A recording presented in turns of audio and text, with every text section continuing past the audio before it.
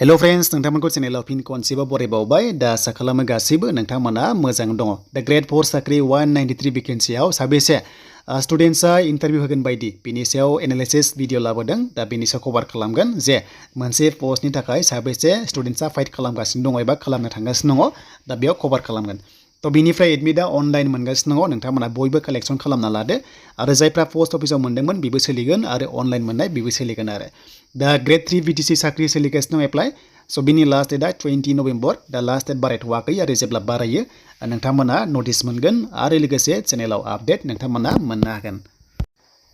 दायो जों फैबाय अफिसियेल वेबसाइटआव आरो बेयाव फैनाय लोगो लोगो बेबादि पेजखौ मोनगोन प्लास नोंथांमोना एडमिट दायो सोलिगासिनो दङ सो एडमिटआ सोलिगासिनो अनलाइन मोनगासिनो दङ नोंथांमोना डाउनलड खालामदो तो नोंथांमोना फार्स्टआव एडमिटआ गांसे मोनदों एबा गांनै मोनदों मेटार नङा बाट इन्टारभिउआ नोंथांमोना सानसेयावनो जागोन आरो एग्जाम्पल जुदि मोननै मोनथाम पोस्ट खालामदोंबा एडमिटआ डाबल मोनगोन नाथाय नोंथांमोननि इन्टारभिउआ सेम डेटआवनो जागोन आरो नोङो मोनसे इन्टारभिउल' होनो मोनगोन बायदि कन्डिसन दङ आरो तो बिनि सायाव क्लियार नंथ'वा बाट इन्टारभिउआ सानसेयावनो जागोन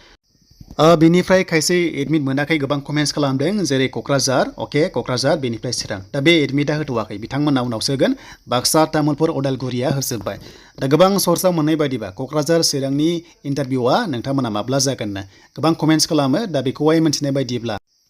27 नभेम्बरनिफ्राय जागायगोन बायदि होननाय खोनादों बाट अफिसियेल नटिस नंथ'वा आरो जेब्ला अफिसियेल नटिस फैगोन नोंथांमोना मोनगोन एबा एडमिटआ होनाय लोगो लोगो बेयावनो जोङो मा डाउनलड खालामनानै लानो हागोन आरो दा बेखायनो जायखिजाया नामजोंनो नोंथांमोना बेयाव नायनो हागोन सो दानिया फैबाय गुबै कन्टेन्टआव बेनो जाबाय जोंहा भेकेन्सिया गासै 193 दङमोन ना ग्रेड 4 हिसाबै दा बेयाव अरेल टेस्ट बेसेबां होनो थांगासिनो दङ एबा मोनसे पस्टआव साबेसे केन्डिडेट्सआ फाइट खालामगोन दा बिनि सायाव कभार खालामगोन आरो टटेल भेकेन्सिया 193 बेखौ जोङो डिभाइड खालामनांगोन राननांगोन गासै गंबा जिल्लाजों अके अब्ला जोङो जास्ट जोङो 40 लानो हायो बा 38 40 बा जों 40 लाथ'बाय ओभारअल हिसाबै सिटखौहाय आरो मोनसे जिल्लाया 40 जों लाबाय देन बेनिफ्राय रिजार्भेसना एसटिआ बांसिन थागोन जोंनि बर'फ्रा बांसिन सिटआ थागोन BTC हिसाबै बेखौ जों मिथिखागौ देन दा मोनसे पस्टआव साबेसे स्टुडेन्ट्सआ फाइट खालामनो थांगासिनो दं बायबा टेस्टआव मानो होनोबा बेनो लास्ट नालाय बेयाव पास जाबानो डाइरेक्ट साख्रि बेखायनो जों एस आखरजों नायनोसै मानो होनोबा एस आखरजों जों नायोबा लास्ट माने नामखौ जों मोनहैगोन गासै गंथाम जिल्लायाव आरो अके दा जोङो XYZ जों नाम मोना नालाय बेखायनो जों एस जों नायबाय दा जोङो बेयाव रल नाम्बार हिसाबै जोङो एसे एनालाइसिस खालामनो हायो मानो होनोबा टटेल स्टुडेन्ट्सआ मोनथाम जिल्लाजों बेसेबां दङ जों बेखौ नायगोन एन्ड कभार खालामगोन एनालाइसिस हिसाबै आरो क'क्राझार चिरांखौबो लागोन दा बेयाव जों मोनबाय रल नाम्बार हिसाबै 30,565 माने स्टुडेन्ट्सआ दङ ओभारअल माने 30,000 दङ आरो फार्स्ट पेज हिसाबै बेनो जाबाय क'क्राझार नङा अके चिरां नङा जास्ट माने तामुलपुर बाक्सा उदालगुरि हिसाबै 30,000नि एसे बारा दङ आरो दा जोङो 31,000खौ जोङो आखायाव हमना लाथ'बाय मानो होनोबा ओभारअल लाबाय स' बेयाव पस्टआ बेसेबां दङ जों बेखौ राननांगोन बेनिफ्रायसो जों हमनो हागोन जे मोनसे पस्टनि थाखाय साबेसे स्टुडेन्ट्सआ माने इन्टारभिउ होनो थांगासिनो दङ बेखौ जों नायगोन अके बेखायनो जों 193खौ जों फार्स्टआव रानग्रोनानै 38 एबा जों 40 लाबाय देन बिनि गेजेराव जों 40नि गेजेराव जोंहा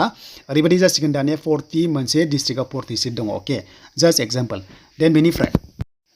स' दानिया जोङो ओरैबायदि लादोंमोन जास्ट एग्जाम्पल जों इजि जानायनि बुजिनायनि जोङो 30,000 जों लाबाय 30,000 जों लाबाय मोनथाम जिल्लाजों बेखौ जों राननांगोन बेनो जाबाय उदालगुरि बाक्सा बेनिफ्राय जोंहा तामुलपुर स' दानिया जोङो बेयाव 10,000खौ जोङो बेयाव रानगोन मानो होनोबा जोंहा जास्ट एग्जाम्पल मोनसे जिल्लायाव ओभारअल हिसाबैसो अफिसियेल नङा दे बियो दा बेबायदि एसे खाथि खाला एबा खमबो थागोन आरो बारा थागोन आरो बेखायनो जोङो 40 सिटखौ जों राननांगोन जोंहा 10,000 जों आरो अब्ला मोनसे पस्टनि थाखाय जिल्ला वाइसआवहाय डिस्ट्रिक्ट वाइसआवहाय साबेसे फाइट खालामदों जों बेखौ दानिया हिसाब खालामसै दा बेखायनो जों बेयाव रानसै 10,000 बेनिफ्राय जों 10,000खौहाय जोङो रानबाय 40 जों अके अब्ला 250 दा जों मोनबाय रिजाल्टखौहाय एनालिसिस खालामनानै जे मोनसे पस्टनि थाखाय 250 स्टुडेन्ट्सआ माने फाइट खालामनो एबा बायबा टेस्ट होनो थांगासिनो दङ दा बेनिफ्राय जों ओभारअल हिसाबै लानो हायो मोनसे पस्टनि थाखाय 250नि गाहायाव लायोब्लाबो माने जोङो 200खौ जों लानो हायो आरो अके जास्ट एग्जाम्पलसो बियो 250आ नाथाय बिनि खमबो थांगोन एबा बाराबो थांगोन आरो नाथाय बे सोनारगोन एक्जेक्टलि डाटाया फैयाखै नालाय बेखायनो मोनसे पस्टआव माने 250 जना बायबा टेस्ट होनो थांगोन बेबायदि कन्डिसनखौ जों दायो नुनो मोन्दों आरो दा बेनिफ्राय जों क'क्राझार हिसाबै 20,000 लानो हायो बेनिफ्राय चिरां हिसाबै 10,000 स्टुडेन्ट्स लानो हायो स' दायो जों एसेब्लाबो आइडिया मोनबाय गासै टटेल ओभारअल भेकेन्सि 193आव टटेल स्टुडेन्ट्सआ जों 50,000नि खाथि खाला जों लाहैनो हागोन आरो जेब्ला एक्जेक्टलि डाटा अफिसियेल सर्सआव मोनगोन अब्ला नोंथांमोनजों फिन खनसेबा भिडिअ खालामबावगोन आरो काट अफआ बेसेबां थांगोन बायदि बेनि सायाव खबर गैथ'वा मानो होनोबा बायबा टेस्टआव बेसेबां नाम्बार दं बेखौ मोनथ'वाखै आरो जेब्ला मोनो